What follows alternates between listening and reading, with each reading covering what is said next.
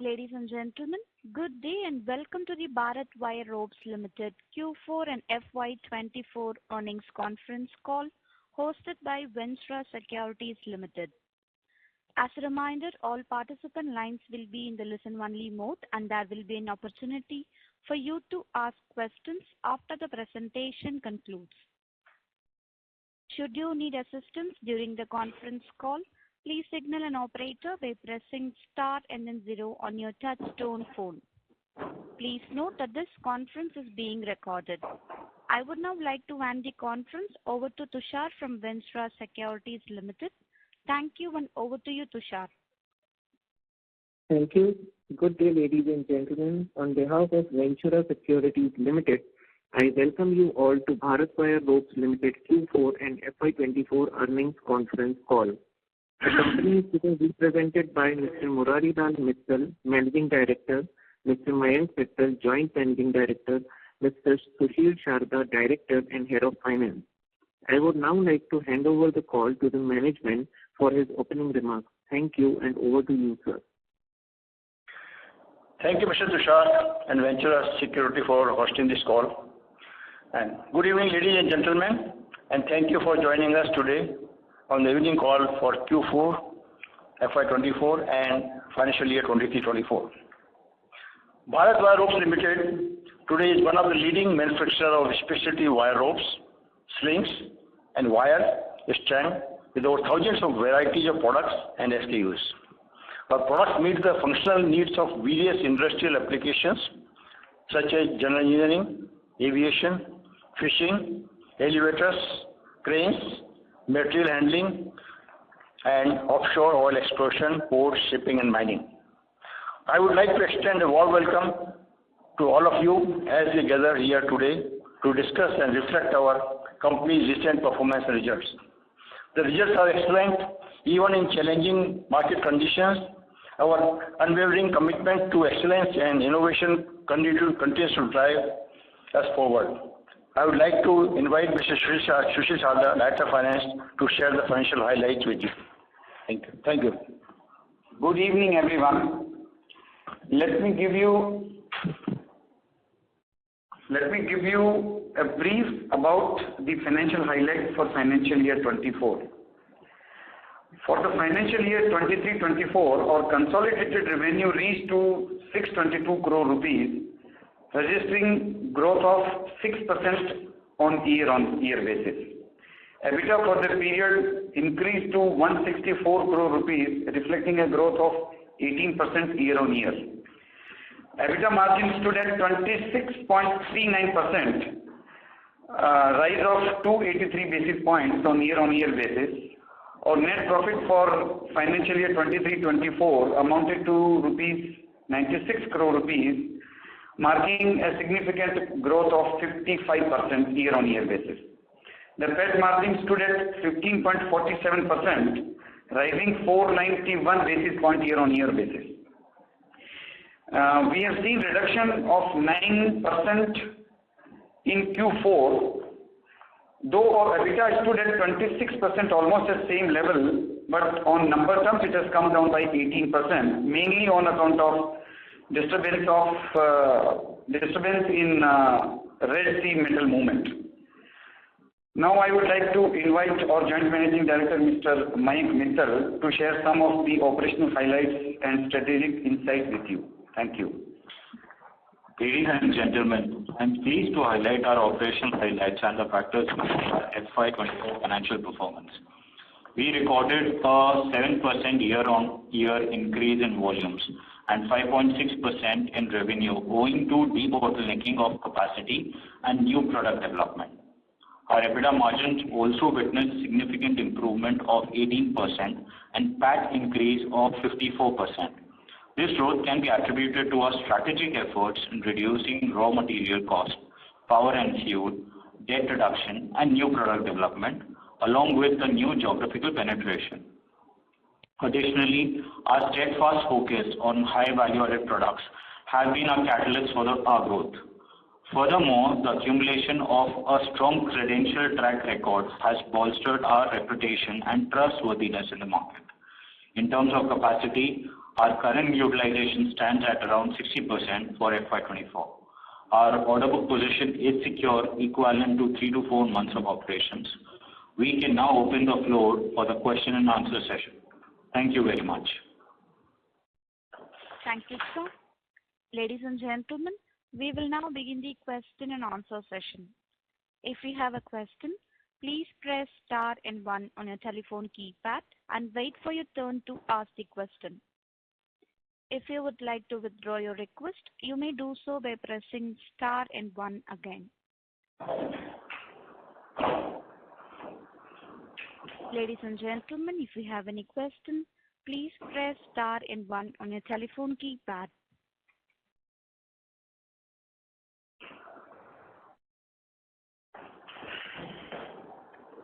We will wait for a moment while the question queue assembles.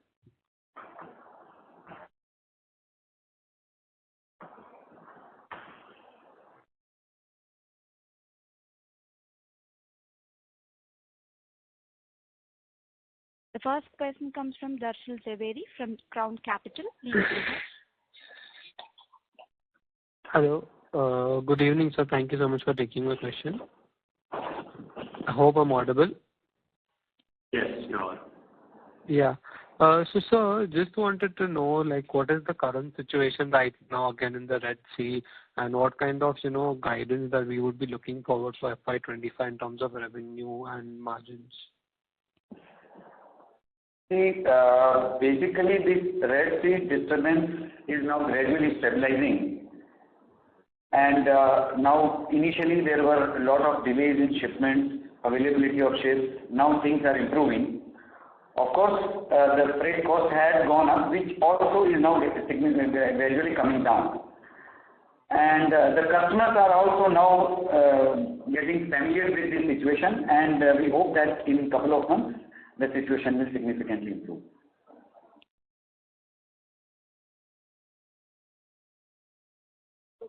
Okay, sir. So with regards to our guidance for FY25, what kind of revenue growth can we look at, sir? See, we have not given any forecast for revenue growth in next year on official channel with the stock exchange. However, we expect that the growth what we have seen in last couple of years, we hope that trend to continue. Okay, so fair enough, sir. And sir, does the extra freight cost put the pressure on our margins, or do we pass on that, costs to our customers, sir? Practically, majority of freight cost is passed on to the customers. Customers are now gradually accepting the situation, and they are ready to pay the freight cost, whatever increases. Okay. And in fact, had it been the case, in fact, if we would have not been able to pass it, our numbers would have not shown this kind of growth. Okay. Yeah, so that's it from my side, sir. Thank you. Yeah. Thank you. Ladies and gentlemen, if you have any question, please press star and 1 on your telephone keypad.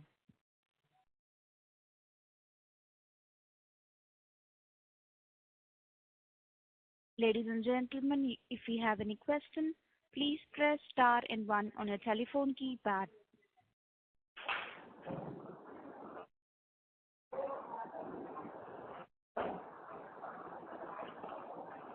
Next question comes from Siddharth Bhattacharya from Autumn Investments. Please go ahead. Hello, am I audible? Yes, you are. Yeah, hi. I just wanted to understand from a margin perspective, the mix of products that we have. So basically, are we operating at a peak mix as of today, a peak margin and effectively the best mix today? Or is there room for improvement over here also? Hi.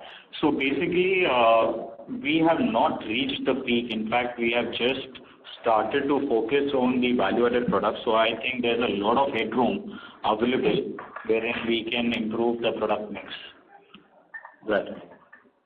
Okay. Yeah. And so basically, base margin products would be what percentage of your sales today, if I may ask that? approximately around 15%, 10 to 15% of products are high valuated products. Okay. And general products, yeah. Okay. Got it. Fine. Yeah, thank you. Thank you so much. Sure. Thank you. Next question comes from Shivani Kumari from Monarch Network Capital. Please go ahead. Hi, sir. Thank you for giving the opportunity. I have a couple of questions. First will be on the working capital requirement. The cash conversion cycle have increased to 140 days as against 84 days last year. What could be the possible reason, and going forward, what would be the working capital requirements looking like?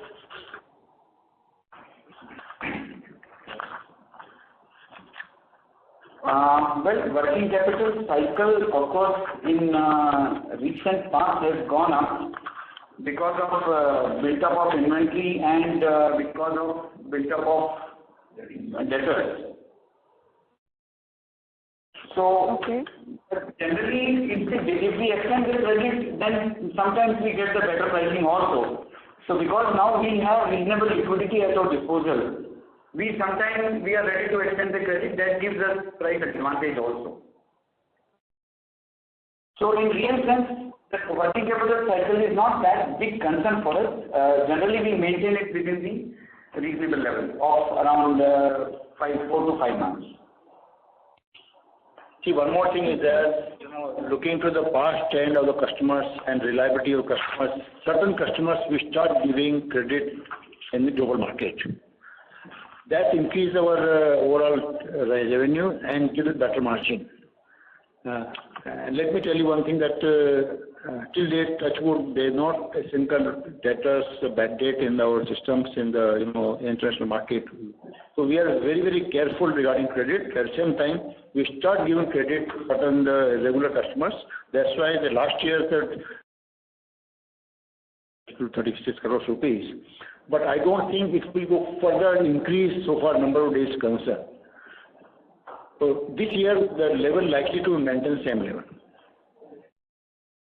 Okay, sure. Thank you for answering that. So the next question is on the subsidy that was collected in FY24. So could you please give me the sense of that? What is the subsidy that is expected to be collected in 25? The total subsidy which is yet to be received is about 90 crore rupees as against 148 crore rupees due to us. And we expect that in this year, the number is very difficult to predict, but maybe around 40 crore approximately we can expect in this current year. Yesterday also we received a part payment of around 4-5 crore rupees. So we hope that as the situation improves, the government will release the subsidy amount. And so what is the basis of subsidy collected? Like how is it decided? 40 crore number, how did we arrive? Madam, actually it depends upon the government allocation of funds. Like I understand recently they allocated 2,400 crores out of 2,400 crores, 1,000 crores disbursed in the March itself by the government to the ministry. And pro rata basis they disbursed to all the companies percentage wise. And yesterday also 1,400 crores, another 1,000 crores disbursed. So we're getting. So when a government disburses, then the department give pro rata basis to all the eligible candidates, not a particular company. Every company will get pro rata basis. Okay, understood. So you mean to say in FY24 total of 148 crore of subsidy were collected, or that was throughout, like so far? 48 crore was total, claim till date. Out of that, last year we collected this 23-24. How much collected? Last year, yeah, around 23 crores. 23 crores we collected in FY24. Okay, thank you. And another question is on customer concentration. So what is the customer concentration, as meaning as in top 5 customer and top 10 customer contribution to the revenue? We have more than 200 customers, so the customer concentration, like top 5, will be contributing to less than 20%. of the revenue. Okay, sure. Thank you. I'll get back in the queue for any follow-on questions. Sure. Okay. Thank you. Thank you. Ladies and gentlemen, if you have any question, please press star and 1 on your telephone keypad. Next question comes from Ganesh Kumar from GK Advisors. Please go ahead. Okay. Hey, am I audible? Yeah, you are. Just a couple of questions. Based on the subsidy that we have submitted for and received over the last 2-3 years or so, coming to FY25, will there be a scenario where lesser subsidy will also impact our profitability? No, the subsidy will continue till October 25. So for March 25 financial year, the subsidy will continue, full financial year. Okay. So my question is, at some point in FY25, will the subsidy be exhausted and thus impact our profitability? Not 25, 26, it will be October 25. So half year of the next year, 25, 26. October, 7 years is available in next year. This year fully is available.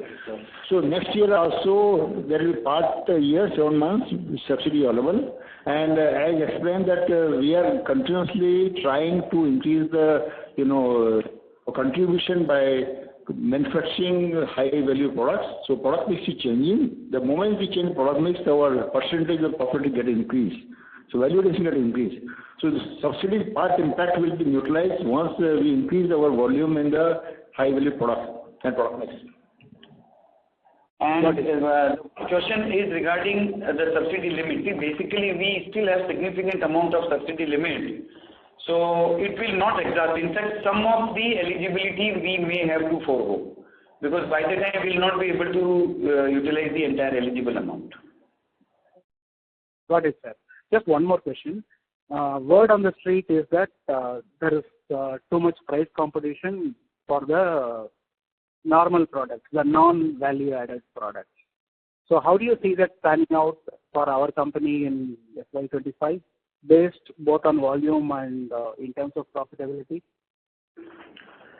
So just to give you a perspective, the general engineering product is majority used in all the construction sectors, infrastructure sector, and most of our products are getting exported globally. So almost close to 80%, 78% of our products are finding applications abroad. And the global market size would be somewhere in the range of $6 to $8 billion. So I don't think it's correct to say that there's too much competition and too much pressure on the pricing. Even on the normal non-value-added products? Yes, I'm talking about non-value-added products. Because we are competing with mostly the Koreans, and their cost of production and their sales price is higher than us. Okay, got it, sir. I'll go back to the queue. Sure. Thank you. Thank you. Next question comes from Dhananjay Bagrodia from ASK Investment. Please go ahead. Hi, sir. Congratulations on actually delivering good set of results in a tough environment. Just wanted to understand, how are we seeing, let's say, volume growth for the next year? I mean, broadly, no specific numbers. And how do we see maybe OP per ton going with it? So we expect to grow at a percentage which we have already clocked. So nothing extraordinary, I will say, but it would be in the range of 10% approximately. And per ton value addition would again, we are focusing on the value added products. So I am sure we would again grow based on our focus on the value added products. Okay. Any ballpark number, or like what would be OP, what are we expecting OPM wise? That since we have not made any, basically since we have not made any public announcement about our forecast, okay, sure. I think on estimation basis only, you need to analyze us, because if we give number, then it will not be right. Okay, fine. Sure. And so what would be a capex? See, last year the EBITDA is almost 41,000 per metric ton, and as we expected, we are going for the validated products. So this percentage, this absolute numbers, EBITDA per ton contribution is going to increase in the current year also. Depend upon the product mix, how much percentage we are going to make for the high value products. So EBITDA percentage per ton from let us see that 21-22 it was 18,000 tons, 22-23 it was 35,000 tons, and this is 41,000 per ton. And this likely to have the same trend. So you can just guess it that the company's bottom line and the top line is going to improve substantially. Okay, perfect. And so roughly, what capex number are we looking for the next 2 years? See, there is no major capex plan for design till date, but the routine capital expenditure for the utilization of our existing capacities, where a bottleneck is there, that equipment we are regularly adding. At the same time, we are also working for the major capital expenditure program that will be finalized within 6 months' time, and then definitely will announce. Right now, but to better utilization and better product mix, we are adding the equipment which will give us better margin in the coming years. Okay, fantastic. Thank you. And maybe just one last question. Any risk we are seeing across the board? See, the major risk in business is always financial risk, and our debt ratio is less than 0.2. So I don't think financial risk we have. Marketing risk, yes, there is because of this issue or the Red Sea, there was issue, but that has been settled now.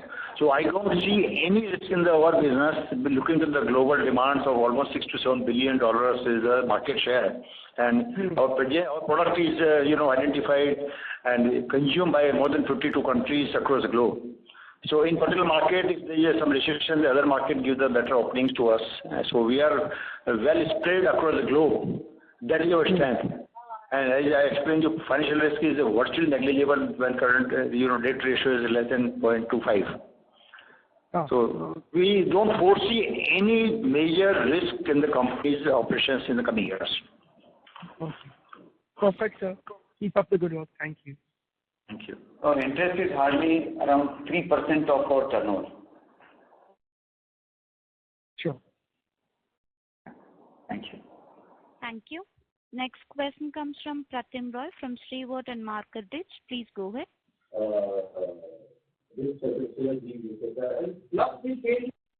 Yeah, hi. Actually, the company name is, I think, wrong. That is categorization securities. Hello, am I audible? I'm sorry to interrupt you, sir. Your voice is not audible. Yeah, now I'm audible? Yes, sir. I'm from Batliwala and Kirani. There's a lot of background noise. Yeah. Now it's audible, sir? Yeah, go on. Yeah, so now the subsidy, we are getting subsidy. That's why the profitability looks good. So if you can give me some idea on that, the going concern, which is how much long-term sustainable EBITDA margin we can expect from the company. Well, see, if you want to understand the EBITDA analysis, you please analyze our number for last 4-5 years. We used to be at EBITDA, including subsidy, EBITDA was 8% in 18-19, which now has reached to 26%. So it's not only subsidy which is contributing to EBITDA, the significant improvement in our product mix, as Mayank has explained in detail. So the EBITDA margin gradually is improving because of various reasons which we have been explaining again and again. Yeah, that's I understand, sir. That is due to the value-added product that you are introducing and debottling also there. So that's all are playing out. But I'm just trying to understand what is the sustainable EBITDA. It could be around 25% for the FY2026-24 level. Is that fair assumption? I mean, to sustain, we can, even if we are at 10% EBITDA without subsidy, it is very much sustainable. So sustainable has no real, I mean, we don't have any debt obligation significant now as on in our books. So the sustainability is a very subjective question. And if the last 12 quarters continuously the improvement is noticed in the company's operations, and this 12 quarters we are consistently performing well, and this trend is likely to continue. The two reasons, one is our interest cost is going down continuously, number one. Number two, our focus is gradually shifting to high-value product which give the better yield. So subsidy or no subsidy is not going to impact our sustainability in the coming years also. The EBITDA, in worst case also, it will not be less than 20-21%. You subsidy around 7 to 8%. So the way 26% EBITDA reported last year, so this trend is going to continue even in the next few years also. Okay, thank you, sir. Thank you for the opportunity. Thank you. Thank you. Next question comes from Bhavet Chauhan from Aditya Birla Money. Please go ahead. Sir, my question is, over the next 3 years, what is the kind of volume growth that company would be targeting? It's a very subjective question. 3 years is a very long time, and looking at the various geopolitical situations, it's very hard to predict or give any sort of numbers. But more or less, the trend that you have seen in the past quarters, the trend is likely to continue. So in the past 3 years, we have done very, very well. I mean, I can see sales growth of nearly 35% over the past 3 years. So, are we kind of saying that this kind of trend will continue? See, between 21 and 22 and 2020, yes, you are right. The sales was almost a 30% growth, and last year it was around 7-8% growth. But this year also around 10 to 11% is expected definitely. And the next year we expect if we finalize and expansion plan or things, then it can go further up, but yet to finalize the expansion plan. So we are adding some equipments which will give a better utilization of the existing capacity. And coming year period, level to announce some constructive plans for the company's expansion. Okay, so we have grown by 5 to 6% in terms of revenue. So this is what we estimate that the trend is likely to continue like that. Got it, sir. Thank you and all the best.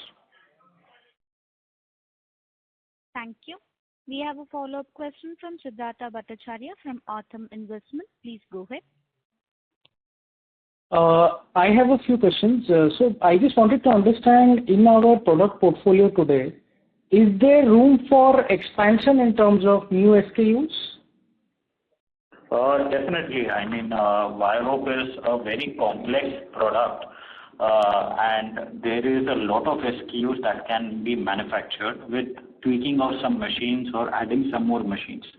So we are constantly in the foray for adding new products, focusing more on the value-added products that will give higher EBITDA margins and PAT percentage.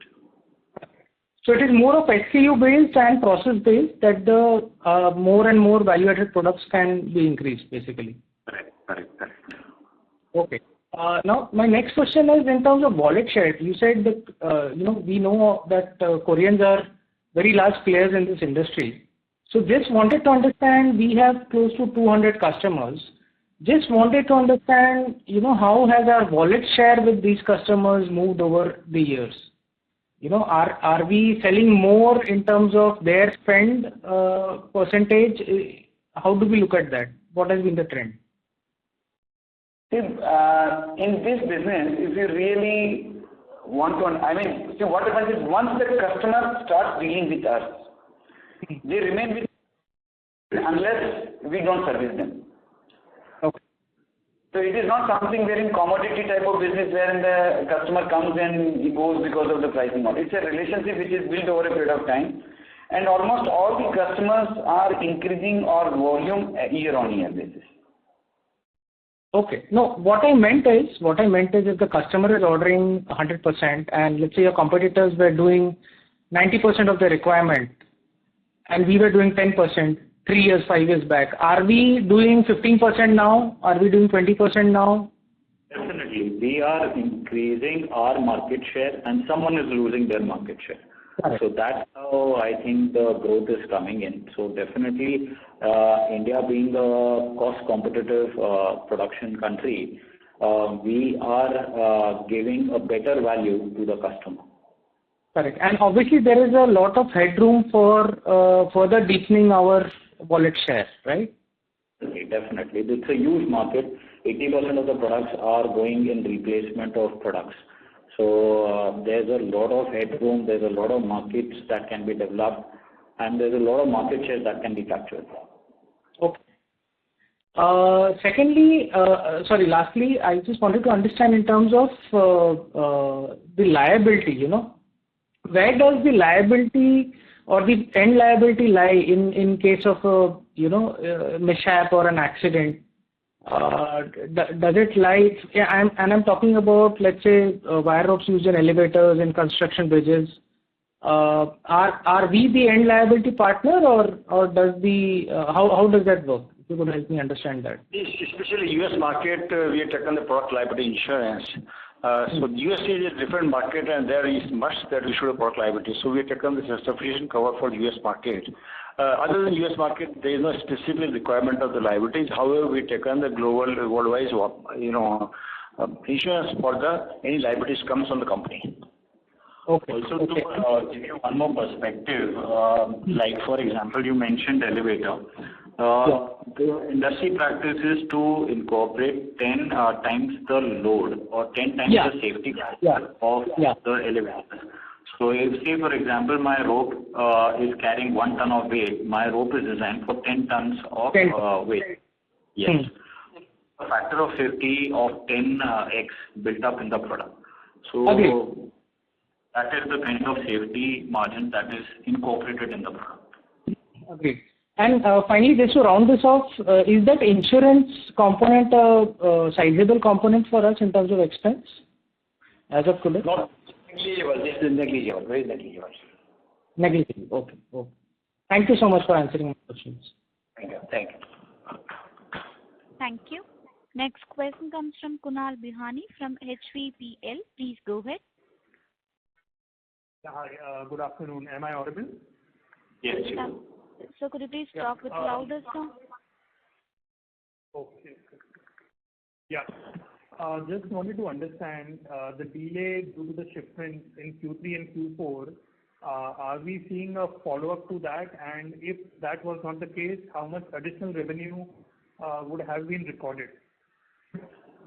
No, see, basically what we have seen is because of delays, there is reduction in the new orders. Till the time we supply the equivalent, past orders, that new order flow also reduces. So whatever impact we lost, I don't think can be easily, add to our turnover in future. So whatever gone is gone. Okay, fair enough. And second is, last year there was some news of buying out the CCPS from the lenders. Is there something which is planned or something being done for FY25 in that direction?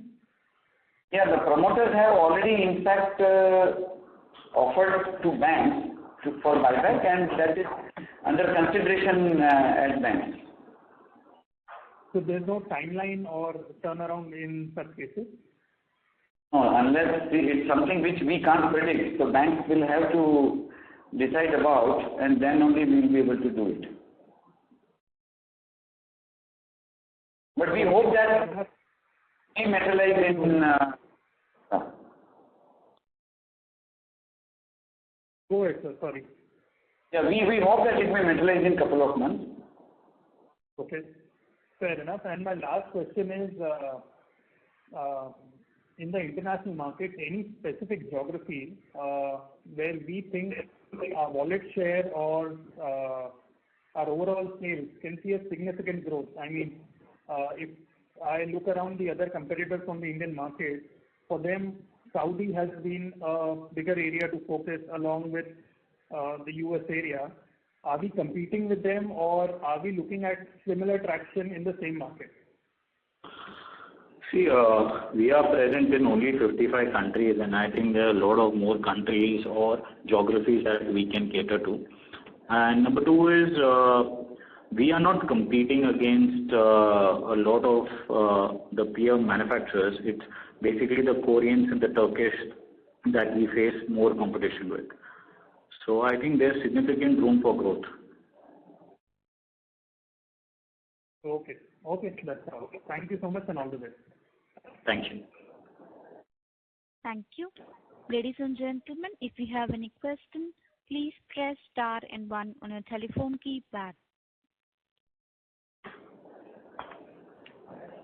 Ladies and gentlemen, if you have any question, please press star and 1 on your telephone keypad.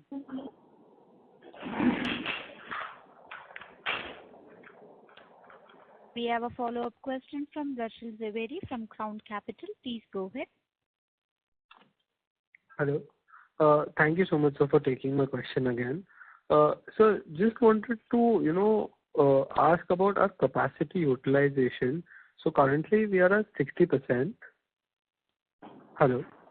Yes, we can hear you. So what would be the peak utilization that, we could achieve from our current capacity? So will we need a capex in 1 or 2 years, or how would, we look at it currently?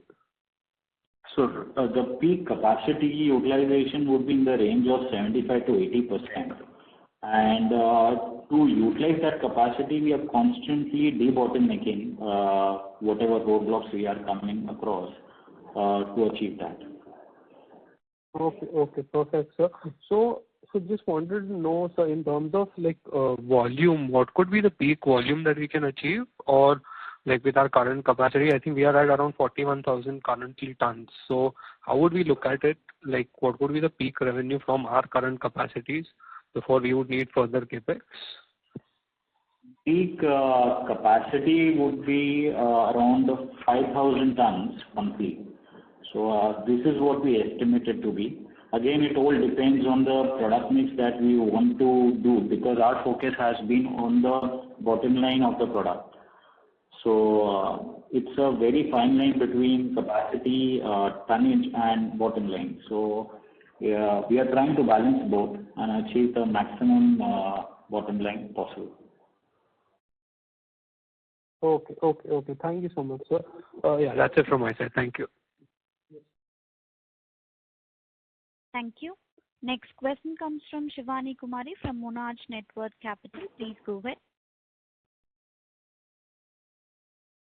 Thank you for taking my question again. One of the question was already asked by the previous candidate. I wanted to get a sense, domestic and international market share, if you can give me a sense of that.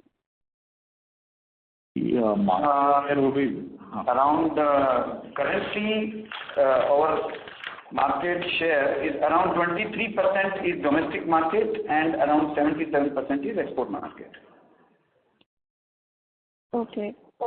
And the next question is, hi, can you hear me? Yeah, we can. Yeah, next question is I wanted to understand that the 6% year-on-year revenue growth that we have seen, what's the split of that, as in how much volume growth is there, how much is contributed by the volume growth, and how much is contributed by the value growth? Volume growth and value growth, I think that then we need to calculate those numbers in detail to give you a perfect number. But volume growth, what we have seen is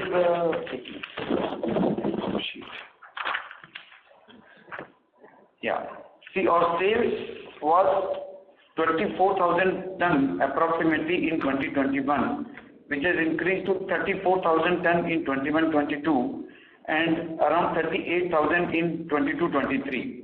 And in the current year, it is around 41,000 tons. Okay.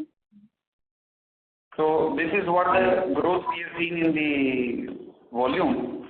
And of course, the realization also, in fact, the realization used to be around 100 rupees in 2021, which has now gone to almost about 145, 150 rupees. Okay, and going forward, what would be the trend like in sales realization, like how it is expected to grow? We expect that gradually these numbers definitely will increase, because in this business, the premium comes based on your credentials and experience and your capability to deliver. So that gradually organization is building over a period of time. So we hope that this trend to continue. Okay, sure. Thank you so much. All the best. Yeah, thank you. Thank you. Next question comes from Chinmay Nema from Prescient Capital. Please go ahead. Hello, sir. Thank you for taking my question. Firstly, could you, list down the top 3, 4, maybe 5 products from our SKUs that we list as value-added products, and what is the share of value-added in our total revenue? See, there are more than 65,000 SKUs, so to list them it would be very difficult depending on the construction and all. But the top 2 would be the crane ropes, the elevator ropes. So these 2 sectors would be the most profitable or most important for us. Got it, sir. And overall, how much is the contribution of the value-added segment to the total pie of revenues? It would be 10 to 15%, roughly. Got it, sir. And if I talk about our sales channels for the value-added segment, is it through distribution network, or is it directly to OEMs, or is it like a mix of both? So it's a mix of both. It's a mix of both. We do supply to OEMs as well as we distribute our products through the big distributors globally. Got it. And could you talk about your future plans or your strategies? Do you intend to increase the share of OEMs, or any strategic steps you are taking in that direction? So we would like to have growth from both OEMs and distributors alike, again, which would result in better bottom line and better top line. Okay, sir. Got it. Thank you. Yeah, thank you. Thank you. Ladies and gentlemen, if you have any question, please press star and 1 on your telephone keypad. Next question comes from Gautam Kotari, an individual investor. Please go ahead. Hello. Yeah, hi. Thank you for the opportunity. So I just had 2 questions. So what is the current order book and further pipeline which you have in terms of projects? So we usually maintain 3 months of order book, and this is what the pipeline is. That's what we have seen usually. Okay. Also, like what measures are we taking for expansion in the domestic markets? So we are becoming aggressive in the government business. We are approaching the OEMs, since we all know that India is a growth story. So we are seeing a lot of traction, and that is the result. Even our domestic share has increased from 10% to almost 22% now. Okay. Also, one last question. So are we applying for any tenders in the Parvatmala scheme? We have had meetings with Government of India, and we would be doing something to develop the products and take part in that growth story of Parvatmala. So possibly, can we see any this thing coming in, let's say in the next financial year? I think there can be, however, there are no concrete plans as of yet. Okay, thank you so much. Yeah. Thank you. Ladies and gentlemen, if you have any question, please press star and 1 on your telephone keypad.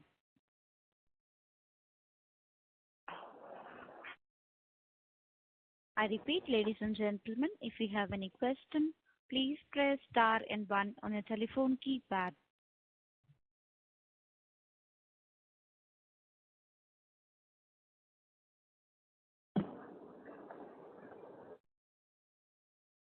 There are no further questions. Now I hand over the floor to management for closing comments.